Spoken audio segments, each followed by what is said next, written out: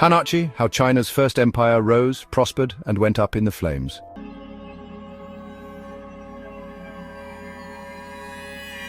Our story begins with Ts'ao Chih, a poet, a nobleman, and let's be honest, a bit of a hot mess. He was the son of a powerful warlord, but had one small issue. He loved alcohol way too much. So much so that his family exiled him, probably with an exasperated "go sober up somewhere else." In 207 AD, he decided to visit his hometown, Luoyang, which used to be a bustling golden city, the Vegas of ancient China. But when he arrived, instead of palaces and parties, he found a charred wasteland. Everything was burnt to the ground, abandoned and eerily silent. If this were a movie, this would be the moment where the dramatic music swells and the camera zooms in on our hero's horrified face. Being a poet, Ts'ao Chih did what poets do best. He wrote a depressing poem. He described the ruins, the brambles, the missing elders, and how the once great capital now looked like it had hosted the worst barbecue in history. But this raised a big question. How did the first great empire of China, one that lasted over 400 years, end up as nothing more than ashes and sad poetry?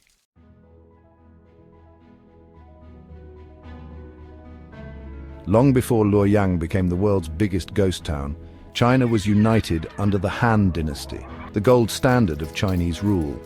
They had power, prosperity, and control. The people thought this empire would last forever. Spoiler alert, it didn't.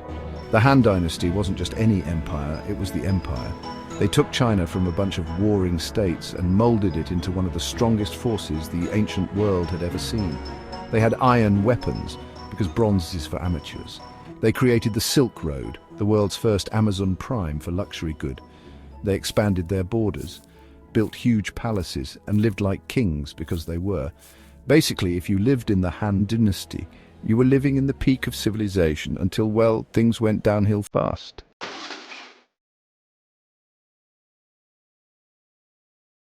If you've ever seen a car crash in slow motion, you have an idea of how the Han Dynasty fell. At first, everything seemed fine, then cracks started forming, then those cracks turned into earthquakes. So, what went wrong? First, weak rulers and royal drama.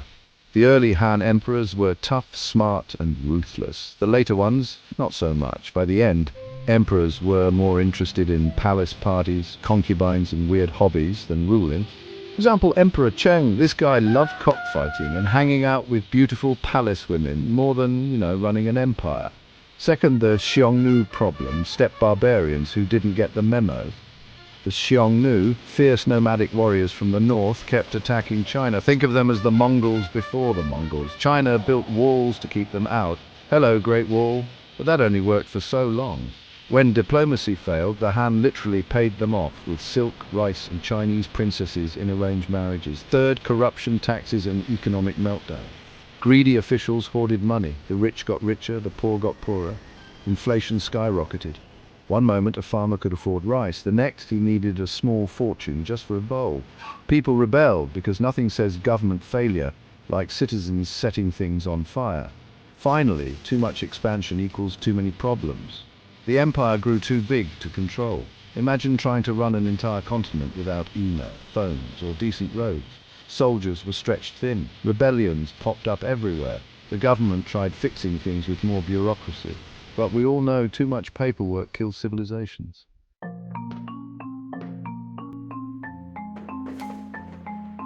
By the early 200s AD, the Han Dynasty was basically a dumpster fire. The government was a mess. The Xiongnu were attacking like never before. Farmers were starving. The emperor was probably getting a foot massage instead of fixing anything. Then came the final straw, a massive rebellion known as the Yellow Turban Rebellion. Tens of thousands of peasants, angry and fed up, grabbed their farming tools and stormed the cities. Did the government handle it well? Nope. The empire descended into chaos. Generals turned against each other. Provinces declared independence. War broke out everywhere. By 220 AD, the Han Dynasty was officially done.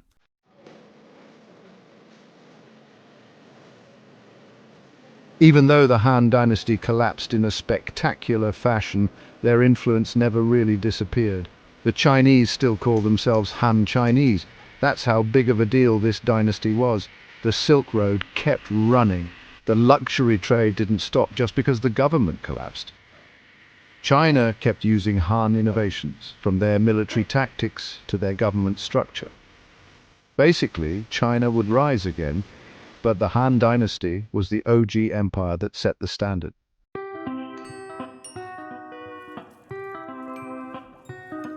So what's the lesson here? Too much power leads to laziness. Looking at you, Emperor Cheng. You can't run an empire with bad leadership. If your enemies are attacking, don't just pay them off. Deal with the problem. If you tax people too much, they'll eventually set things on fire. History repeats itself, and the Han Dynasty's fall is a classic case of power, greed, mismanagement, and too many parties in the palace. And so Ts'ao Chih, the poet we met at the beginning, wandered through the ruins of Luoyang, a place that was once the beating heart of an empire. He stood there, looked around, and probably thought, well, this sucks.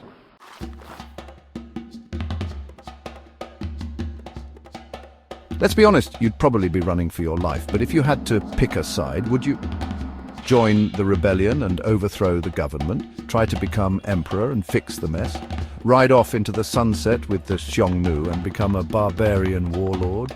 Comment below, what would you do if you were living in ancient China when it all went down?